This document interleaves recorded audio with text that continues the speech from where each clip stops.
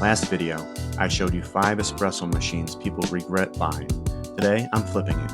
5 machines people actually don't regret, but only if you buy the right one for the right kind of coffee drinker. Here's the rule that decides all 5, and it's the same rule that saves you the most money. Read the model, not the badge. The number printed on the box almost never tells you what a machine is actually like to live with. People who own it do. So for each one, I'll tell you who it's for and what owners actually say once the honeymoon's over. Let's start with number 5. Number 5, the best budget starter, the Casabrews CM5418. Usually $100 to $150 and one of the best-selling budget machines online.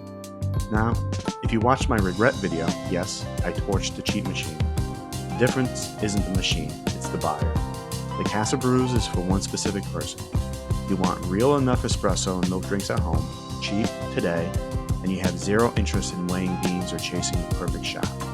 And this is where reading the model starts. The box brags 20 bars of pressure. Espresso only needs about 9. That big number is marketing, not shot quality. So what do owners actually say? The ones who love it call it genuinely easy and a steal. Hot crema-topped shots and workable milk foam for less than a month of cafe lattes.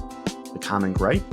It ships with pressurized dual wall baskets, the handle can drip, and the extras feel flimsy. Swap in a single wall basket and it gets noticeably better. Just know what you're buying, a convenience machine, not a training machine. If espresso might become your hobby, that's what number 2 and number 1 are for. But if even this sounds like more effort than you want, the next machine asks nothing of you at all.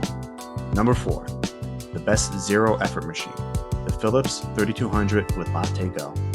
This is a super automatic, a real pump machine, not a pod or steam gadget. Beans in the top, one button, and it grinds. Doses, tamps, and pulls an actual shot, and froths the milk too, start to finish, without touching anything twice. 2 things win at this slot, and they're both about living with it, not the spec sheet. The ceramic grinder is built in, fresh ground espresso without owning a grinder. And the LatteGo milk system is 2 pieces, no tubes, and rinses clean in seconds. Remember the regret video.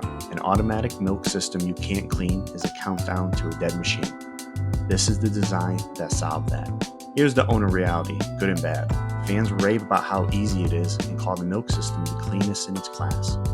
Plenty report years of daily use with no issues, but the reviews also show a real reliability spread. The grinder's loud, some find the shots pull fast and taste a little weak, and a meaningful chunk of owners hit problems in the first year. Buy it for the convenience in the milk system. Just go in knowing the shot quality ceiling is lower than manual machines. Now, if you like fresh ground beans but you actually want to make the espresso yourself, number 3 puts the whole coffee shop in one box. Number 3, the best all-in-one, the Breville Barista Express. One of the most popular home espresso setups ever made. Grinder, dose control, a proper steam wand, everything from whole beans to a latte in one box. Normally around $700, but often discounted into the $500 to $600 range. Who's it for? You want the real thing. Grinding fresh, tamping, pulling shots you dialed in yourself. But you want one purchase, one spot on the counter, no matching a separate grinder to a separate machine. And here the owners are remarkably consistent. What they love, the shots are genuinely great and the milk steaming is excellent. A lot of people never upgrade past it.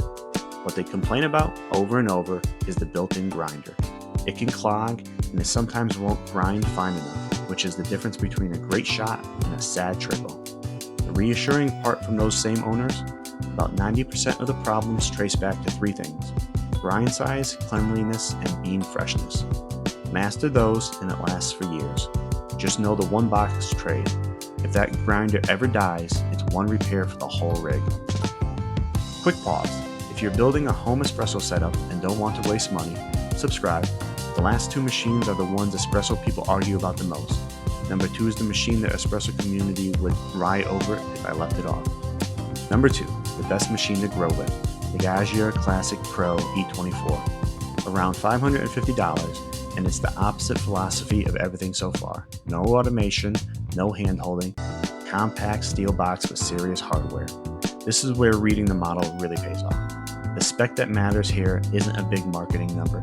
It's the 58mm portafilter, the same size real cafes use, a commercial style steam wand, and on the E24, a brass boiler for steadier temperature. That's a machine built to be run and fixed for decades. Owners back that up. They call the Espresso consistent and genuinely cafe level once you learn it, and it has the biggest mod and upgrade community of any machine in its class. It grows as you do. The honest knock, straight from those owners, the stock steam wand takes practice. It's a little stiff and underpowered for latte art microfoam until you get the hang of it. And there's no pressure or temperature adjustment out of the box, which is exactly why people love modding it. This is the machine for the person who wants espresso to become the hobby. Honorable mention to the Rancilio Silvia, the other classic answer, built like a tank. If you find one at a good price, it's fantastic. The Gaggia takes the slot because it delivers the same philosophy for a bit less. And number one is the machine I'd point almost every beginner to, and it's cheaper than the two you just saw. Number one, the best first real espresso machine, the Breville Bambino Plus. Around $500, and it nails the exact things that make or break your first year of espresso. It heats up in about 3 seconds, so you'll actually use it on a workday morning instead of walking past it. It pulls real espresso, it works with pressurized baskets while you're learning and unpressurized ones when you're ready, and the steam wand textures the milk for you automatically until the day you flip it to manual. Training wheels that come off. And the owners are the telling. The single most common thing people say is that it made espresso easy to keep doing, and that's the whole game. The complaints are real but small. There's no grinder, so budget for one. It's light enough that it can slide when you lock in the portafilter, and the drip tray is on the small side. None of that kills the habit, slow heat up and confusing mildew, and this removes both. The Gaggia is the better machine for someone who already knows they want the hobby. And Bambino Plus is the better first machine for almost everyone else. Real espresso, real milk texture, real room to grow without making month one feel like homework. So that's the field. Casabrews if you want cheap and easy, the Philips for push-button lattes, the Barista Express for everything in one box, the Gaggia if you want the hobby, and then Bambino Plus for the smartest first step into real espresso. One best machine for each buyer. The only mistake is buying someone else's, or buying the badge instead of the model. Every machine on this list is linked below, and remember the rule from last time. Never pay full price. Open box, refurbished, last year's model. Check the links, then check for deals. And if this whole video still sounded like too much work, good news. Next video is the 5 best machines for people who want great espresso but absolutely refuse to make it a hobby. A machine from my regret list might even make a comeback. Subscribe so you don't miss that one. And comment which of these 5 is yours. I read every one.